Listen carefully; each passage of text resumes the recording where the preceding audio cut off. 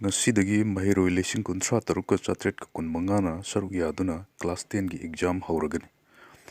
Aranba pambai siznabada chenaba sing chahi tara jail da thamgani amasung lupa crore amagi senpham gi fine oina thiangani.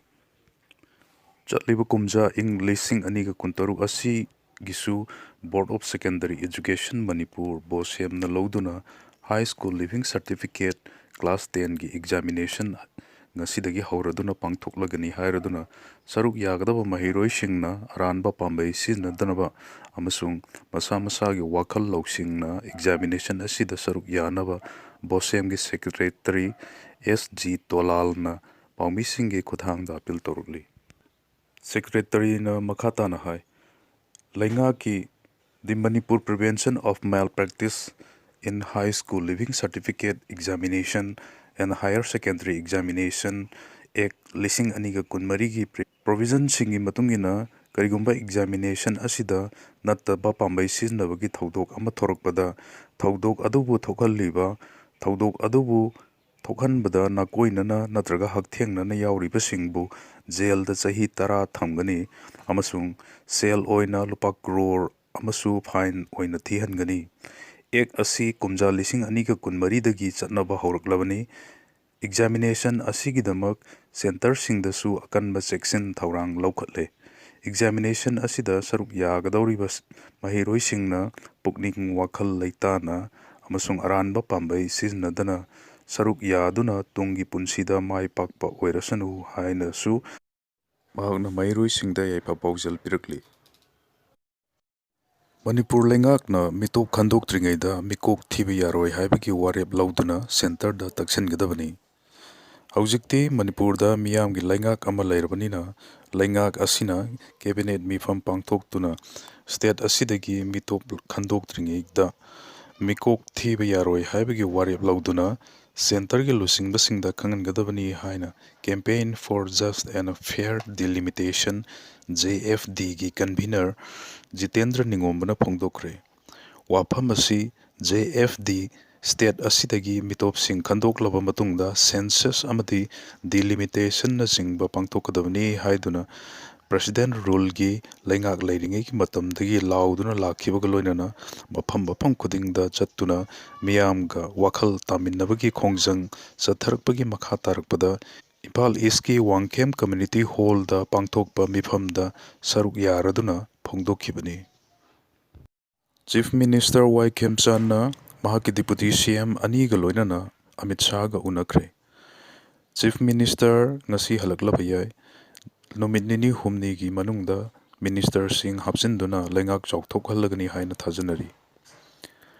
Home Minister Amit Shah na IDP singbo mayumda hanjilhannabagi thabak khwaidagi maru oina paikhatnaba khangalakhibaga loinana thabak asida pangba yaba mateng pangani haibagi thajabasu pirakre. Greenland da US Hospital Ship mathau tadi Denmark.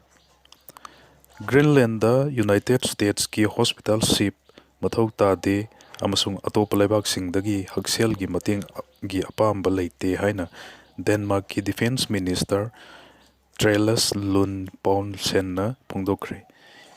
US President Donald Trump na Denmark ki territory ama oiriba amasung mahakna yamna pamliba Greenland da hospital ship ama thakre haina phongdokraba matungda laibak singdagi haksel gi mateng pamde haina Defense Minister Trailus Lund na Danish broadcaster di arda phongdokhibani. Defense Minister makha taraduna hai Greenland da leiriba miyamna haksel gi mathau taba khudingmak phangli mafam atuda leiba miyoisingna Greenland natraga Denmark tagi haksel gi oiba khudongchaba kaya phangli haina phongdorpag loinana laibak asina kanagumba amatadagi haksel gi lamda ahenba amadi akhannaba khudongchaba lawbugi tangai phadaba leite haiki. Denmark ta Sanwa gumna Greenland su haksel gi oiba thabak tauram singda laibak adugi miyamda lemna khudongchaba phanghalli haina su Defense Minister na makhata na phongdoki. Arctic Island Regional Hospital manga leibata natana Greenland gi konung nuktusu singthaningai oirab hospital kaya thamduna mafam adugi miyamda hakselgi khudongchaba chauna phangali hainasu Defense Minister na phongdoki. Governor Cup Polo Tournament hodokre.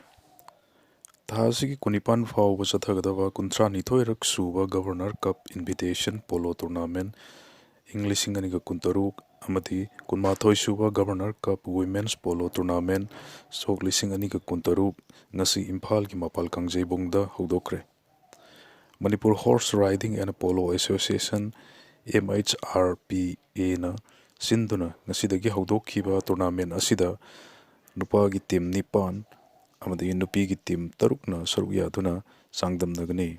Tournament hodokpagi thauram aduda Manipur University ki Vice Chancellor Professor N. Lokendra, Assam Rifles ki Inspector General amadi makok thongba maruoiba official kaya su saruk yaki. Tauranga mari leinana Professor N. Lokendra na hai lamdam siki kachin koya da leiriba sagol kangjai polo sanaroi singna lamdam asigi polo masanabu yokhat aba honabada chauba thodang lauri haiki. Ngasi polo tournament hautokpa numitki nupagi hanba match da Black Watch Polo Club Babupara amasung Thangwaiban Youth Polo Club ki marakta lamba taunaki. Team mani ki marakta sanakhiba match adugi oina ahanba chakar loiba phawda Black Watch Polo Club na Panjal ani sinoda mangjil tharga laiki.